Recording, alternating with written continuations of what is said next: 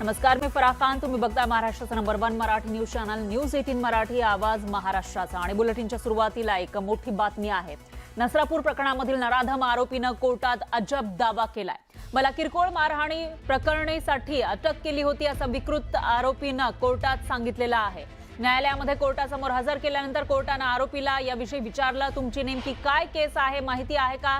त्यावर या आरोपीनं कोर्टासमोर मारामारीची किरकोळ केस असल्याचं निर्लज्जपणे सांगितलं. काल दुपारी पुणे पोलिसांनी आरोपीला कोर्टात हजर केलं होतं. यावेळी कोर्टानं पोलिसांनाही झापलं.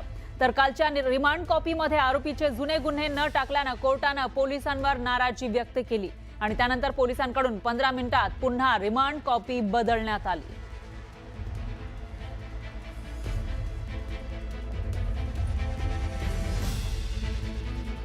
तर या नसरापूर प्रकरणाची बाल हक्क आयोगानं दखल घेतलेली आहे. आरोपीला कमीत कमी दिवसामध्ये मृत्यूदंडाच्या शिक्षेची शिफारस करणार असल्याचं बाल हक्क आयोगाकडून सांगण्यात आलंय.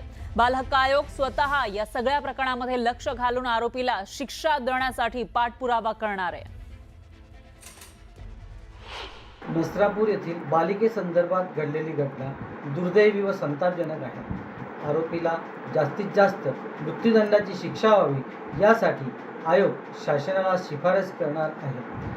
आयोग शासनाकडे विशेष सरकारी वकील नियुक्तीबाबत प्रकरण फास्ट ट्रॅक कोर्टात सुनावणी करून पीडितास व कुटुंबियांना लवकरात लवकर न्याय मिळवून देण्यासाठी शिफारस केली आहे. या नसरापूर अत्याचार प्रकरणानंतर संपूर्ण राज्यामध्ये संतापाची लाट उसळली आहे. नराधम आरोपीला फाशी द्या अशीच भावना व्यक्त होतीये. अनेक राजकीय नेते पीडित कुटुंबियांची भेट घेण्यासाठी जात आहेत. मात्र जोपर्यंत या नराधमाला फाशीची शिक्षा होत नाही तोपर्यंत आमच्या कुटुंबियांची भेट घेण्यासाठी राजकीय नेत्यांनी येऊ नये अशी प्रतिक्रिया मुलीच्या वडिलांनी दिली आहे. इथे बरेच राजकारणी लोक सांत्वन करण्यासाठी किंवा भेटायला येत आहेत.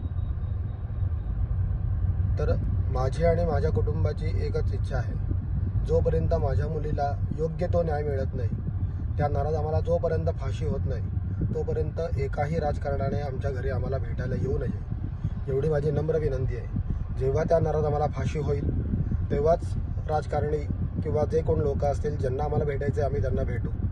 जोपर्यंत त्या नराधमाला फाशी होत नाही तोपर्यंत कुठल्याही राजकारणाने माझ्या घरी माझं सांत्वन करण्यासाठी येऊ नये. दरम्यान मुख्यमंत्री फडणवीसांनी या प्रकरणामध्ये प्रतिक्रिया दिली आहे. नसरापूर इथली घटना गंभीर आहे आणि आरोपीला मृत्यूदंडाची शिक्षा कशी होईल यासाठी प्रयत्न केला जाईल असं आश्वासन मुख्यमंत्री फडणवीसांनी दिलंय. पीडितेच्या वडिलांशी 2 वेळा संवाद साधला. हे प्रकरण लवकर मार्गी लावलं जाईल असं मुख्यमंत्री म्हणाले. तर काही लोकांकडून या घटनेला वेगळं वळण देण्याचा प्रयत्न करण्यात आलाय अशी खंतही मुख्यमंत्र्यांनी व्यक्त केली.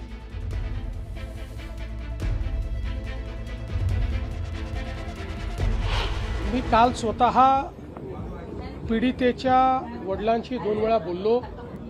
मी त्यांना हे समजावून सांगितलं की आपल्याला नराधमाला मृत्यूदंडाची शिक्षा करून घ्यायची आहे. त्याकरता वेळेत चार्जशीट दाखल होणं आणि केस चालणं याकरता आम्ही माननीय हायकोर्टाच्या माध्यमातून सगळ्या गोष्टीला फास्ट ट्रॅकवर नेतो आहोत. रेकॉर्ड वेळेत काम करण्याचा आमचा या संदर्भातला प्रयत्न आहे. लोकशाहीमध्ये आपल्याला सगळ्यांनाच असं वाटतं की अशा नराधमाला भर चौकामध्ये फाशी दिली पाहिजे, पण ती लोकशाहीत करता येत नाही. लोकशाही कायद्याने चालते, पण कोणाला कायद्याचा दुरुपयोग करता येऊ नये या दृष्टीनं कुठलाही लूपहोल न ठेवता या नराधमाला यमसदनी कसं पाठवायचं, त्याला मृत्यूदंडाची शिक्षा कशी होईल अशा प्रकारचा संपूर्ण प्रयत्न हा राज्य शासनाच्या वतीनं त्या ठिकाणी केला जाईल. न्यायालयातनं हे प्रकरण वेगानं मार्गी लावलं जाईल. तशा संदर्भातलं एक लेखी पत्र देखील आम्ही पीडितेच्या कुटुंबाला दिलेलं आहे.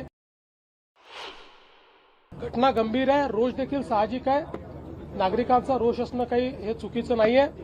मला असं वाटतं एवढंच आहे की त्या ठिकाणी काही लोक हे त्याही परिस्थितीचा फायदा घेऊन काही वेगळ्या पद्धतीचं वळण लावण्याचा प्रयत्न करत होते. पण मी मुलीच्या वडिलांचे आभार मानतो की त्यांनी ती परिस्थिती समजून घेतली आणि सीपींशी चर्चा केल्यानंतर त्यांनी हा निर्णय केला की आम्ही हे कॉल ऑफ करू. दुर्दैवाने काही लोक त्यांनाही जाऊ देत नव्हते. त्यांनाही अडवायचा प्रयत्न करत होते. ते लोकही कोड्यात हे लक्षात आलेलं आहे, पण ठीक आहे, आता त्याच्याबद्दल फार काही आपल्याला करायचं नाहीये. दरम्यान आमदार रोहित पवारांनी पीडित कुटुंबियांची भेट घेतली. यावेळी रोहित पवारांनी पीडितेच्या कुटुंबियांचं सांत्वन केलं. शक्ती कायदा लवकरात लवकर संमत करावा अशी मागणी त्यांनी केली आहे.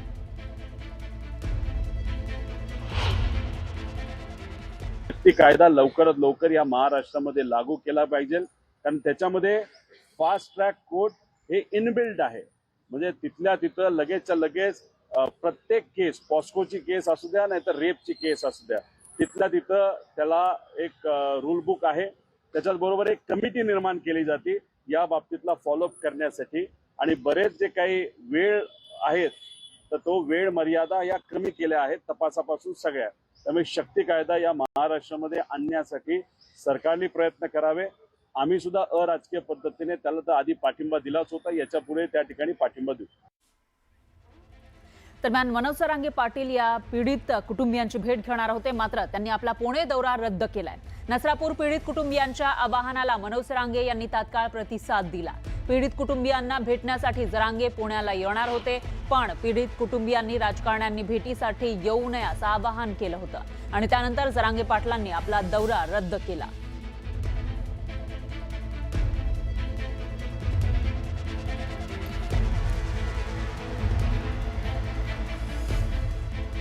दरम्यान अभिनेता रितेश देशमुखने या प्रकरणामध्ये आपली प्रतिक्रिया दिलेली आहे. संतप्त भावना व्यक्त केल्या. भोरसारख्या घटना घडल्या की मनात राग येतो असं रितेश देशमुख यांनी म्हटलेलं आहे. यावेळी महाराजांची चौरंग करण्याच्या शिक्षेची आठवण येते असंही ते म्हणाले. आरोपींना लवकरात लवकर शिक्षा केल्यास भीती मनात राहील. प्रशासनानं लवकरात लवकर निर्णय घ्यावा असंही रितेश देशमुख यांनी म्हटलेलं आहे. भोरच्या घटनेवर रितेश देशमुख यांनी संताप व्यक्त केला.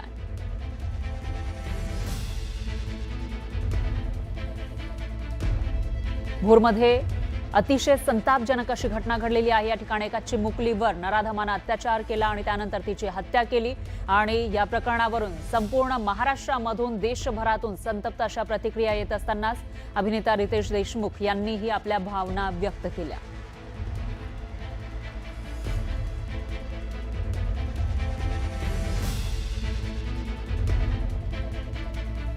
छत्रपती शिवाजी महाराजांच्या काळामध्ये जी चौरंग करण्याची शिक्षा होती त्याची आठवण या प्रकरणानंतर येते असं रितेश देशमुख यांनी म्हटलेलं आहे. आणि आरोपींना लवकरात लवकर शिक्षा केल्यास त्यांच्या मनामध्ये भीती राहील अशीही भावना त्यांनी व्यक्त केली आहे. तर प्रशासनानं यामध्ये लवकरात लवकर निर्णय घ्यावा असंही रितेश देशमुख यांनी म्हटलेलं आहे. आणि भोरच्या घटनेवर त्यांनी आपल्या संतप्त अशा भावना व्यक्त केल्या. धक्कादायक अशी घटना भोरमध्ये घडल्यानंतर संपूर्ण राज्यभरातून संताप व्यक्त केला जातोय. कारण फक्त 4 वर्षांची ही चिमुकली, तिच्यावर अत्याचार झाला आणि त्यानंतर नसरापूरच्या या सैतानानं तिची हत्या केलेली होती. आणि या प्रकरणामध्ये या आरोपीला कठोर शिक्षेची मागणी संपूर्ण राज्यभरातून केली जाते. तेव्हा महाराजांची शिक्षा जी आहे चौरंग करण्याची त्याची आठवण येते. ते अनुभूती होतेच त्या काळात निर्णय कसे घेतले जातात, पण तो काळ आणि हा काळ वेगळा आहे हे पण आपण समजून घ्यायला पाहिजे. आपल्याकडचे नियम वेगळे आहेत, आपले कॉन्स्टिट्यूशन आहे, आपले लिगल बॅकग्राऊंड आहे. आपल्या नियमातच राहून जे काय करायचं ते करावं लागतं.